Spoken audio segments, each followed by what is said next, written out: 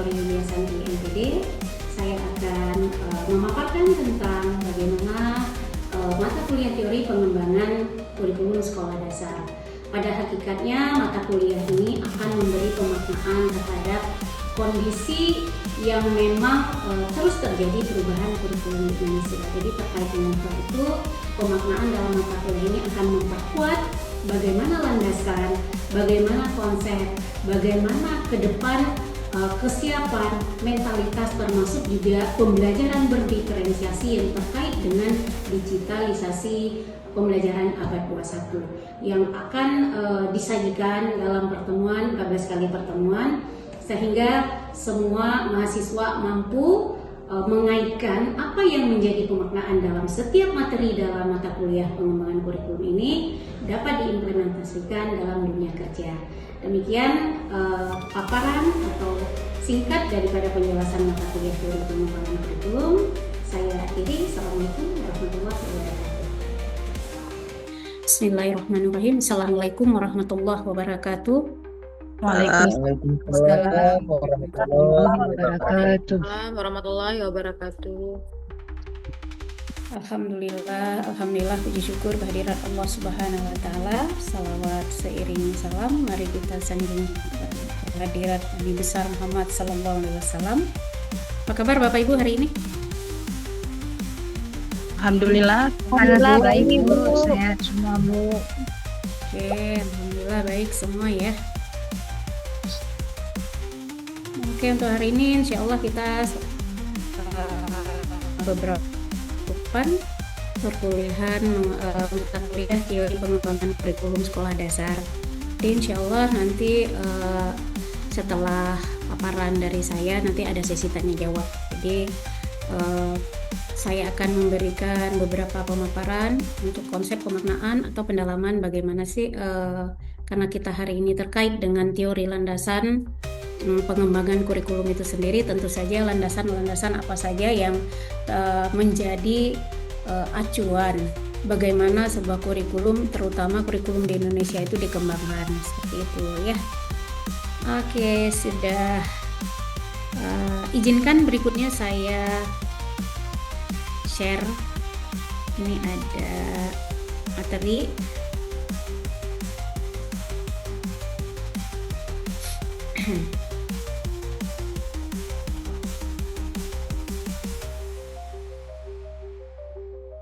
Oke, baik, sudah terlihat Bapak Ibu ya? Sudah Bu. Sudah terlihat jelas. Oke, baik. Di sini ada landasan pengembangan kurikulum itu sendiri. Seperti apa, landasan apa saja di sana. Nah, sebelum kita memasuki nanti sesi tanya jawab, dalam paparan saya juga meminta Bapak Ibu untuk menjawab. Nah, ini ada pertanyaan pemantik. Ya, ada pertanyaan pemantik. Yang di sana itu pertanyaan pemantiknya adalah kalau ibarat rumah yang besar, ya, kurikulum itu kan merupakan pondasi. Harus seperti apa sih pondasi pada rumah atau bangunan yang besar itu? Gitu. Ada yang bisa mungkin memberi tanggapannya terhadap pertanyaan ini? Saya pilih 2 orang lah, silakan, karena memang banyak materi yang harus kita ulas hari ini. Silakan siapa yang bisa? Silakan Bu Mulia. Terima kasih sebelumnya. Izin Ibu untuk menjawab dari pertanyaan pemantik yang Ibu berikan. Ibarat sebuah rumah yang besar, kurikulum sebagai fondasi. Harus seperti apakah kurikulum tersebut? Kalau menurut saya, kurikulum itu harus mengikuti dengan perkembangan zaman, yang mana peserta didik akan menghadapi tantangan untuk mewujudkan karakteristik yang mampu bersaing dengan upgrade-nya ilmu, seperti itu Ibu. Jadi ibarat rumah Ibu, jika rumah dulu tidak kita rehab, maka akan tenggelam, Ibu. Jadi kurikulum itu perlu seperti itu. Rumah juga seperti itu, Ibu. Kalau kita tidak mengikuti perkembangan zaman, ibarat rumah, rumah akan tenggelam. Jadi menurut pendapat hemat saya, mengapa kurikulum itu perlu perubahan karena adaptif untuk menghadapi tantangan zaman, perkembangan zaman, sehingga selalu bisa mengupgrade ilmu, Ibu. Demikian, Ibu. Oke, terima kasih banyak Bu Mulia. Bisa diturunkan tangannya pegel nanti Bu. Iya, terima kasih Bu. Ya baik. Memang pada hakikatnya ketika rumah besar dan mungkin terlalu besar atau memang harus besar rumah tersebut tentu saja punya fondasi yang kuat. Nah, dengan mengikuti perkembangan zaman, dengan supaya tidak tergerus oleh waktu, tentu saja proses-proses agar keberadaan atau resiliensi dari sebuah rumah harapan yang harapan yang baik terhadap contoh di sini rumah kita analogikan dan seharusnya pendidikan itu seperti apa, tentu saja ini menjadi hal yang luar biasa untuk kita kuatkan dengan memang pondasi yang kokoh. Kalau tidak kita kokohkan bagaimana sebuah bangunan yang besar, bagaimana konsep perkembangan zaman yang begitu pesat maju akan menjadi hal yang kuat untuk dialami, untuk diimplementasi, atau akan melahirkan sebuah perilaku yang disesuaikan dengan kebutuhan-kebutuhan pada saat ini. Baik, izin saya lanjutkan eh, materi. Nah, demikian juga dengan halnya kurikulum kita bisa simpulkan di sini. Karena memang kurikulum itu menjadi pijakan, maka kurikulum itu harus punya kekokohan yang memang tahan uji, tidak mudah terombang-ambing, atau akan menjadi taruhan bahwa ketika ini artinya tidak untuk coba-coba. Karena memang pada hakikatnya kurikulum itu harus menjadi landasan pijakan bagi peserta didik supaya dapat menghasilkan peserta didik yang luar biasa.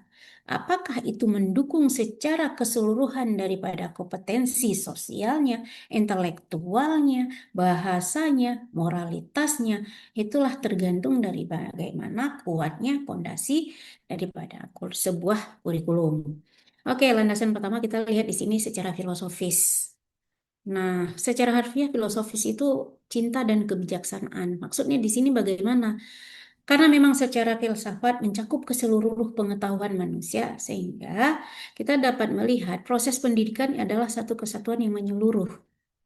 Nah, mencoba mengetahui bagaimana sih kedudukan manusia atau peserta didik di dalamnya, di dalam proses pembelajarannya, di dalam proses pendidikannya, baik itu di masyarakat sekolah maupun di masyarakat rumah, masyarakat sosial secara luas. Itu yang harus dilihat secara filosofisnya. Selanjutnya, kita bisa melihat landasan sosiologi. Nah, anak ini, peserta didik adalah bagian daripada masyarakat, makhluk sosial. Nah, sehingga proses dalam kurikulum juga, dalam proses pelaksanaan pendidikannya juga harus melihat kondisi, karakteristik, kekayaan, perkembangan, budaya daripada seluruh kehidupan anak, sehingga baik itu mencakup secara skala besar ataupun dalam lingkungan keluarga anak, bahwa anak ini berasal dari masyarakat dan mempunyai budaya sehingga anak mampu nantinya beradaptasi dengan ragamnya budaya, ragamnya masyarakat atau ragamnya kehidupan sosial mereka. Itu yang menjadi landasan sosiologis terhadap eh, bagaimana sebuah pengembangan kurikulum itu dilakukan. Secara psikologis sendiri tentu ketika karakteristik anak seperti apa penerimaan, secara individual seperti apa penerimaan proses pembelajaran, tentu berdasarkan asumsi-asumsi itu kurikulum itu dibentuk. Bagaimana kebutuhan belajarnya, seperti apa kesiapan mentalitas mereka dalam penerimaan proses belajar, itu dikaji secara psikologis namanya, landasan psikologis. Dan selanjutnya secara yuridis banyak ini memang jadi pemerintah itu mengganti atau memberikan kurikulum baru terhadap dunia pendidikan bukan hasil dari bangun tidur lahir tidak, tetapi mengevaluasi dari kurikulum sebelumnya. Nah, kurikulum baru itu lahir bukan karena memisahkan diri dari kurikulum sebenarnya, tetapi sebelumnya, tetapi menyempurnakan daripada kurikulum yang telah ada. Itu tujuan pemerintah, sehingga melahirkan landasan-landasan hukum yang nanti Bapak Ibu bisa lihat satu persatu yang sudah saya tuliskan di ini dan saya bagikan. Kita kan punya kelompok grup WA untuk melanjutkan apa yang menjadi pembahasan yang tidak punya waktu tertentu. Ternyata ketika membaca materi yang sudah saya share ya bagi ada pertanyaan silakan saja ditulis di sana. Nah, jadi proses belajar tidak hanya seperti ini, tetapi setiap waktu Bapak Ibu ada kendala, ada permasalahan terkait dengan mata kuliah ini bisa diskusi di sana. Ya, kapan ada waktu luangnya silahkan. Nah, ini ada landasan yuridis, pedoman untuk kurikulum merdeka. Nah, ada beberapa standar yang kita lihat sampai dengan capaian pembelajarannya, ya, untuk semua jenjang. Ini ada panduan yang diberikan, kemudian prinsip-prinsip kita lanjutkan. Seperti apa sih prinsip pengembangan kurikulum juga punya prinsip. Artinya, semua daripada komponen yang menjadikan satu kesatuan sebuah keilmuan itu harus punya prinsip. Setelah landasan ternyata ada prinsip dalam pengembangan kurikulum. Ya, terutama ini masalah bagaimana relevansi terhadap kehidupan anak tadi, kebutuhan belajarnya. Di sini kan kita lihat ya, ada eksternal, ada internalnya, faktornya itu. Jadi kompetensi lulusan sesuai dengan kebutuhan daripada pengguna lulusan. Jadi ketika mereka belajar, mereka tergunakan tidak ilmunya itu. Salah satunya itu. Nah, dapat nggak masyarakat menerima apa kompetensi apa yang sudah dikembangkan oleh ini peserta didik? Nah, secara internal itu antar komponen kurikulum harus sesuai dan saling berkaitan per jenjang contoh atau per rombel kelas 1, kelas 2, kelas 3, kelas 4, kelas 5, kelas 6 di sekolah dasar itu relate enggak antara kurikulum yang dikembangkan di sana seperti itu.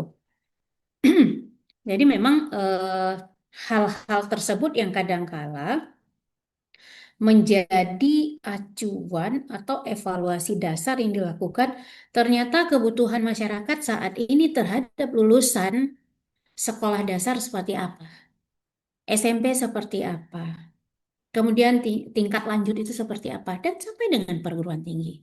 Dan ini harus ada kaitannya. Jadi memang para yang mengevaluasi kurikulum sangat paham kondisi-kondisi yang terjadi di negara kita. Ya. Oke, selanjutnya fleksibel. Prinsip harus fleksibel, kesatuan dalam kebijakan dan keberagaman dalam pelaksanaan. Ini maksudnya seperti apa?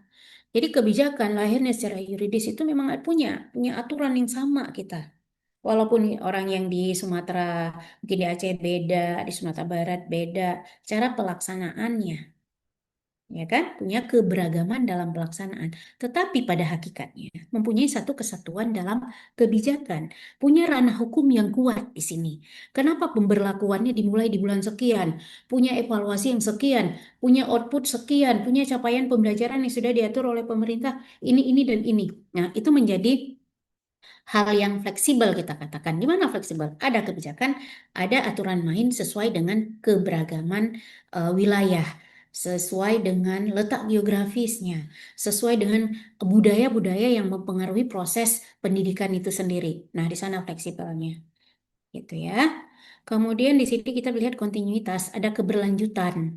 Antara itu tadi, subkompetensi yang terpenuhi seperti apa, apakah itu jenjang, apakah itu materi, itu punya keterkaitan yang kuat. Runut ya, ada urutan, punya sistematis yang baik. Nah, kemudian efektivitas, jadi pemenuhan kebutuhan belajar juga harus efektif. Seperti apa negara kita, keberadaannya, dan bagaimana masyarakat-masyarakat yang ada di dalamnya, sampai melihat kembali peserta didik yang menjalani proses pendidikan ini seperti apa keberadaan, kesiapan, kemudian bagaimana pendampingan atau yang memfasilitasi daripada pembelajaran atau pendidikan itu berlangsung. Itu semua harus dilihat secara efektif ketika kurikulum itu dikembangkan. Nah, praktis, kompatibel, artinya di sini juga mudah implementasi, tidak menyulitkan masyarakat sekolah. Nah, artinya ketika ada perubahan-perubahan baru atau masukan-masukan baru terhadap kurikulum, ada pelatihan, ada pengembangan, ada kegiatan-kegiatan baik secara resmi dilakukan oleh pemerintah maupun banyak organisasi pemerhati pendidikan itu melakukan apa saja yang menjadi kompetensi supaya kurikulum yang berkembang ini mampu diakomodir dengan baik oleh masyarakat sekolah. Nah, itu terbuka luas akan hal itu. Itu ya. Oke, demikian mungkin ya paparan ini. Terima kasih banyak. Saya stop share dulu. Nanti saya buka sesi tanya jawab. Ya, 1, 2, 3 pertanyaan. Ya, silakan Bu Intan. Bu Intan dulu I- boleh. Di sini, Bu. Assalamualaikum warahmatullahi wabarakatuh.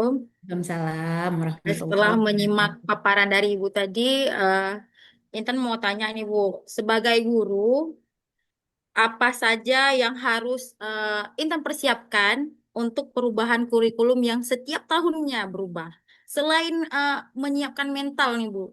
Karena kan Hmm. guru banyak sekali dengan kegiatan lain ataupun eh, pekerjaan lain yang menumpuk dari pendidikan sendiri. Apa Hmm. sih Bu yang harus Intan siapkan sebagai guru nih untuk perubahan kurikulum yang setiap tahunnya terjadi? Itu aja Oke. mungkin Bu. Terima kasih. Assalamualaikum warahmatullahi wabarakatuh. Waalaikumsalam warahmatullahi wabarakatuh. Coba dulu ada yang menanggapi pertanyaan dari Ibu Intan, silakan. Sebelum pertanyaan berikutnya dari Bu Tika, ada yang bisa menjawab apa saja sih kesiapan seorang guru dalam menghadapi perubahan kurikulum itu sendiri dan terus terjadi? Silakan. 1, 2, 3, door. Siapa? Ayo. Baik, izin menjawab, Ibu. Oke, Bu Fira, silakan. Menanggapi pertanyaan dari Ibu Intazura terkait apa sajakah yang perlu dipersiapkan oleh seorang guru dalam menghadapi perubahan kurikulum Hmm. setiap tahunnya. Jadi ini sepertinya di setiap mata kuliah kita selalu membahas tentang perubahan kurikulum ya Bapak Ibu ya. Karena ini hal yang paling sering dihadapi oleh seluruh guru, apalagi kita guru SD belum selesai kurikulum ini udah lanjut kurikulum itu, belum selesai pendekatan ini sudah timbul pendekatan yang baru. Sebenarnya Bapak Ibu kalau kita bilang siap, ya harus siap. Kalau kita bilang nggak mau, ya harus mau. Emang ini udah tuntutan dari pemerintah. Kita harus ikut serta dalam menyukseskan setiap kurikulum yang pemerintah buat ataupun pemerintah laksanakan. Di mana kita ini seorang guru juga merupakan salah satu unsur pemerintah yang paling bawah yang langsung beradaptasi dengan si peserta didik. Nah, apa yang paling penting yang harus kita persiapkan dalam menghadapi perubahan kurikulum di setiap tahunnya? Yang pasti itu adalah kemampuan pedagogis kita. Itu yang paling pertama.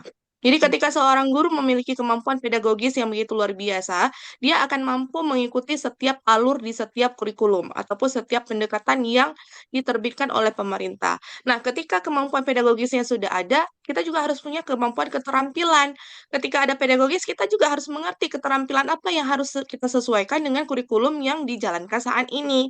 Setelah ada keterampilan juga kita harus punya kemampuan teknologi karena berbicara tentang kurikulum Merdeka ini, pendekatan deep learning sangat dituntut bagi seorang guru memiliki kecakapan teknologi untuk dapat melahirkan anak-anak bangsa kita yang pinter, yang hebat Mhm. dalam kemampuan abad 21. Ya, Mhm. kalau pendekatan deep learning itu paling sangat ditekankan adalah kemampuan berpikir kritis bagi anak-anak kita. Nah, inilah yang harus kita persiapkan sebagai seorang guru, yaitu harus ada kemampuan pedagogisnya, keterampilannya, kemudian kecakapan abad 21-nya, dan kemampuan teknologi terhadap perubahan zaman. Jadi seperti hal pertama tadi yang kita bahas bahwa jika kurikulum diibaratkan sebuah rumah, kurikulum itu harus seperti apa? Nah, kurikulum seperti apa yang harus diharapkan? Harus kokoh, yang pertama. Yang kedua harus kuat. Yang ketiga juga dia harus punya struktur ruangan yang sesuai dengan si penghuni rumah ini. Arti penghuni rumah, si guru dan anak kita. Jadi kurikulum ini harus menyesuaikan juga dengan keadaan si anak-anak, menyesuaikan juga dengan keadaan si guru-guru gitu ya. Jadi kalau kita berbicara kurikulum merdeka ini tidak bisa kita samakan keadaan di kota dengan keadaan di perkampungan ataupun di pelosok-pelosok. Kalau di kota kita punya sarana prasarana yang mencukupi. Nah, di pelosok walaupun seorang guru memiliki keterampilan teknologi yang begitu luar biasa, sarana prasarananya nggak punya. Nah, kenapa ada perubahan kurikulum selanjutnya, yaitu ada sisi yang siap untuk direnovasi. Ya, jadi ada penyesuaian kembali ketika kurikulum 2013 misal diterapkan. Pasti ada sisi-sisi yang mungkin tidak bisa diselenggarakan ke seluruh Indonesia, baik itu di kota, pelosok, dan lainnya. Sehingga lahirlah kurikulum Merdeka yang menyesuaikan dengan karakter dan juga kemampuan si anak di setiap daerah yang diterapkan kurikulum tersebut. Sehingga kembali lagi ke si guru ini, kecakapan apa yang kita miliki, 4 hal tadi Bapak Ibu. Jadi ketika kita punya 4 hal tadi, ketika sarana dan prasarana tidak tercukupi di daerah tersebut, kita punya kemampuan keterampilan. Kita bisa mengambil hal-hal sederhana yang ada di daerah tersebut untuk dapat kita jalankan sesuai dengan materi pembelajaran yang kita eh, jalankan di setiap mata pelajaran tersebut. Nah, ketika keterampilan kita punya, pedagogis kita punya, teknologi kita punya, keterampilan abad 21 kita punya, saya yakin setiap kurikulum yang dilaksanakan oleh pemerintah, maka guru ini akan mampu menjalankannya dengan 100%. Begitu Ibu India, terima Oke. kasih. Ya, terima kasih Bu Vira, luar biasa ya. Luar biasa, artinya di sini memang seluruh aspek kehidupan dipersiapkan dan itu terkumpul semua di kesiapan mentalitas. Ya, kesiapan mentalitas Wintan. Itu luar biasa sekali sudah Siap, dijelaskan. Bu. Artinya mentalitas kita dalam menghadapi perubahan dulu, bagaimana mental kita, bagaimana mindset kita yang memang tidak kita tutup, kita tidak defensif ya. Kita tidak defensif melihat sesuatu hal yang baru. Wah, ini ada yang baru, saya tarik layar, tidak. Tetapi bagaimana kita sebagai pembelajar, kita sebagai pendidik yang memang kondisi peserta didik kita juga luar biasa berkembang pola pikir mereka sehingga ketika ada perubahan-perubahan itu tidak mengagetkan kita. Nah, kita siap menerima. Ternyata, Bu, saya baru setengah nih. K13 kok tiba-tiba muncul KM lagi.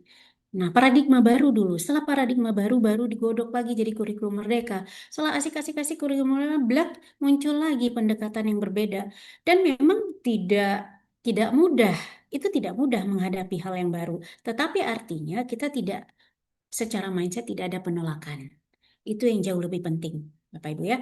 Boleh nih satu lagi, kita sangat terbatas waktu kita, satu lagi pertanyaan.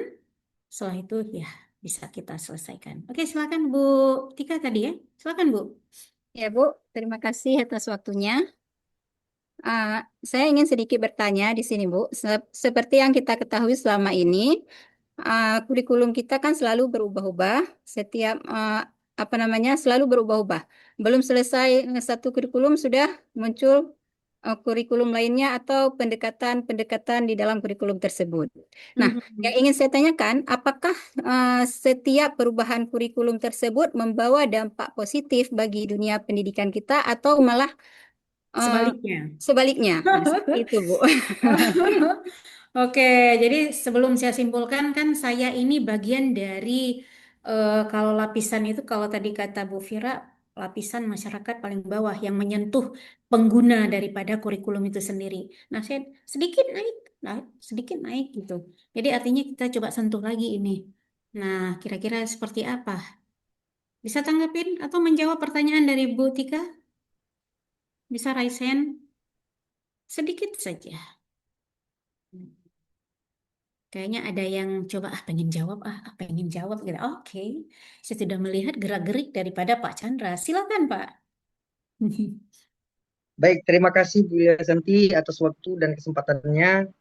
Izinkan saya untuk memberi sedikit tanggapan ya, bukan memberi jawaban penuh ya, Bu ya. Iya, Mungkin tanggapan tentang pertanyaan dari Ibu Rahmatika. siap. Setiap perubahan kurikulum, Ibu Tika menanyakan apakah ada dampak positif untuk pendidikan ataupun sebaliknya. Kalau menurut saya setiap perubahan pasti adanya dampak positif dan juga negatifnya. Tidak mungkin muluk-muluk positif semua, muluk-muluk negatif semua, nggak ada. Karena setiap model, setiap pendekatan, setiap kurikulum pasti ada kekurangan dan juga kelebihannya. Menurut saya itu ini pertanyaan Ibu Rahmatika kayaknya hampir menjurus dengan pertanyaan Ibu Intan tadi ya, berbarengan dia ya, Iya. berbarengan Seiring atau sejalan bersentuhan bergandengan sedikit. tangan. Iya, ada Seiring kontak sejalan batinnya, Pak bergandengan Chan. tangan gitu ya. Iya, beriringan banget gitu. Makanya kalau berbicara tentang positif dan negatifnya pasti ada Bu Rahmatika dan juga teman-teman yang lain semuanya, ibu-ibu, bapak-bapak. Positifnya bagaimana cara kita seorang guru menanggapi ataupun menerima hal-hal baru yang hadir di zaman abad 21 ini. Dan negatifnya ketika seorang guru menganggap ini adalah perubahan yang tidak masuk akal untuk dirinya sendiri, bagaimana diterapkan untuk si anak? Itu menurut pemikiran dari kita sendiri kalau menurut saya. Pasti positif dan negatifnya pasti ada. Mungkin dari berbicara tentang positifnya, perubahan dengan era teknologi saat ini itu menjadi hal positif agar sumber-sumber yang kita cari untuk pembelajaran lebih baik lagi dan juga lebih menyenangkan dan juga ceria. Tapi bagi yang sebagian yang ketika teknologi ini merupakan sebuah masalah dalam kehidupan baik dalam mengajar maupun kehidupan dalam sehari-hari, maka itu akan menjadi hal negatif bagi mereka karena perubahan kurikulum. Menurut saya sih seperti itu. Itu simpel saja, Bu ya. Oke. Terima kasih banyak. Assalamualaikum. Nah, di sini kan kita bisa simpulkan bahwa apapun yang memang mungkin sedikit bergeser ketika mindset kita menerima apapun, kondisi yang dari luar masuk, tetapi yang mengakomodirkan jiwa kita, mindset kita. Ketika kita posisikan itu positif, apapun yang masuk kita melihatnya dari sisi positif. Nah, tetapi itulah defensif salah satunya kekurangan. Ketika belum lagi masuk, kita sudah mengatakan ini akan masuk hal yang tidak baik, yang akan mengganggu konsentrasi kerja kita, yang akan menambah beban kerja kita karena hal yang baru. Dan itu kurikulum luar biasa, mulai dari perencanaan, implementasi, evaluasi, semua itu akan berubah. Nah, kita katakan itu defensif. Kita tarik semua layar penuh di hadapan kita kalau kita tidak mampu. Jadi artinya semua Bapak Ibu bahwa yang memajukan kita adalah konsep berpikir kita, yang membuat kita juga lurus atau tracking kita juga itu lebih baik adalah juga konsep diri kita. Artinya hari ini dengan landasan yang sudah cukup baik, dirancang sebuah kurikulum itu berlandaskan hal-hal yang memungkinkan untuk diakomodir oleh semua jenjang pendidik dan oleh semua jenjang peserta didik. Nah, jadi antara berhasil tidak berhasil itulah faktor-faktor pendukung ketika implementasi kurikulum itu berjalan. Oke, hari ini Bapak Ibu luar biasa sekali energi yang Bapak Ibu berikan terhadap suasana belajar kita. Alhamdulillah kita selesai hari ini. Insya Allah kita pertemuan berikutnya tentu saja kita akan memberi nuansa yang berbeda menariknya. Berbeda bagaimana? Berbeda menarik untuk menyikapi, untuk memaknai setiap apa yang akan kita pelajari. Setuju ya Bapak Ibu ya? Salam sehat semuanya. Insya Allah selalu sukses. Selalu sukses di setiap momen, setiap langkah. Untuk hari ini kita cukupkan. Saya akhiri. Billahi taufik wal hidayah. Assalamualaikum warahmatullahi wabarakatuh.